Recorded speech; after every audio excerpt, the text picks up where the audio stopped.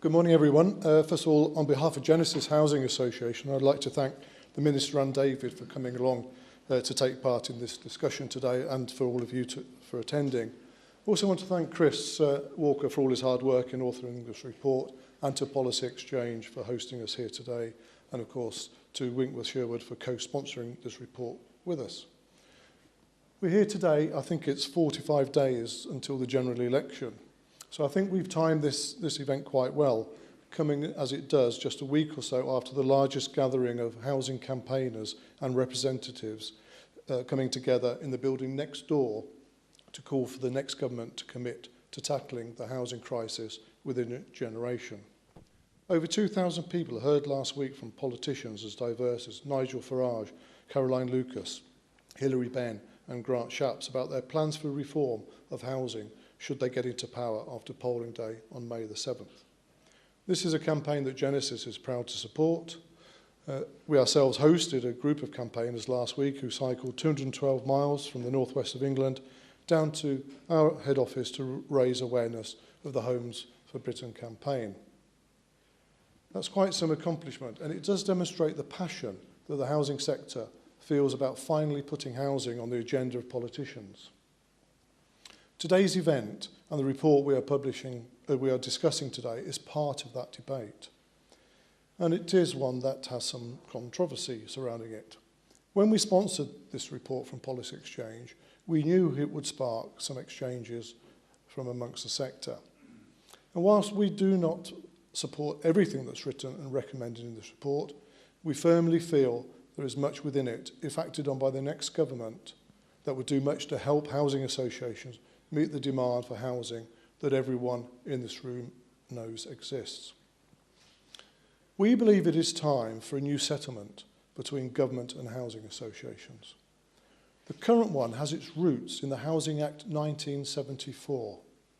The sector has moved on quite a long way since then.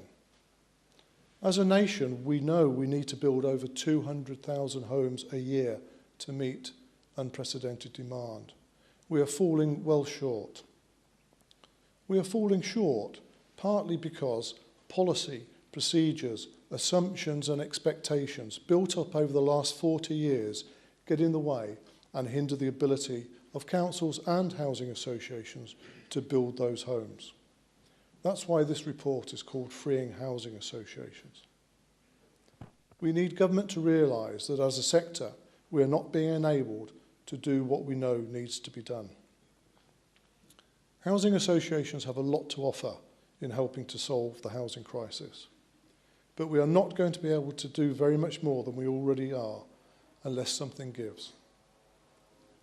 I don't know about you, but I cannot see a time in the next 5 to 10 years where the good old days of associations receiving 50% or higher grant contributions to the cost of development will ever make a comeback. So we need to be radical. We have to be radical because there are people, families, older people, single people, children, all facing serious housing situations which are negatively affecting their lives. I know some of the ideas in this report do not find favour with everyone in the sector, but there are ideas in the document which are well worth exploring and debating. Simply dismissing all of the contents out of hand, as some have done, is not going to help us get homes built. I don't disagree with David. We would support government writing off grant, but if that is not on the table, what else can be done? Grant provided to the sector over the last 30 to 40 years is not working for either the government or the taxpayer.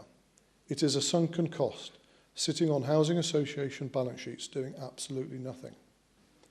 Any agreement to repay a proportion of the grant, rather than all of it, would see a receipt for government to spend or invest as it sees fit. It would be better, would it not, if it was reinvested in a concerted large-scale housing programme. So we propose that a one-off boost to government could be provided if the current grant book was sold to a third party to finance that programme, which associations such as ours could help deliver. We could have a recycled capital grant programme. You might ask, why would we use our resources to pay back grant, which is already benefiting us? To a large extent, of course, it would depend on the terms of repayment and whether it's part of a deal, a much bigger deal, to secure greater freedoms and flexibilities, enabling us to do more. The calculations that we've carried out in Genesis show that if we were to have a 50% discount and paid back grant over a 40-year period, combined with a much more aggressive programme of property disposals, we could easily see a 25% increase in our development programme. That's not to be sneezed at. We currently have a plan in place as part of our new corporate strategy to build at least 1,000 new homes a year over the next 5 years. That's an important contribution, but if the grant mechanism was reformed, as this report outlines, we could do so much more.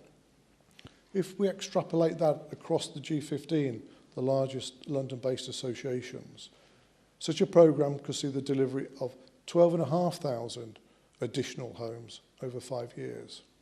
And this is a sector, or part of the sector, that already has got plans for 93,000 homes. So that could go up to over 105,000.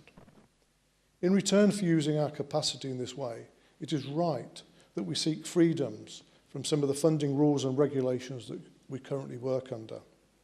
Conditions of grant, outmoded nominations agreements should all be reviewed to see how they help secure delivery.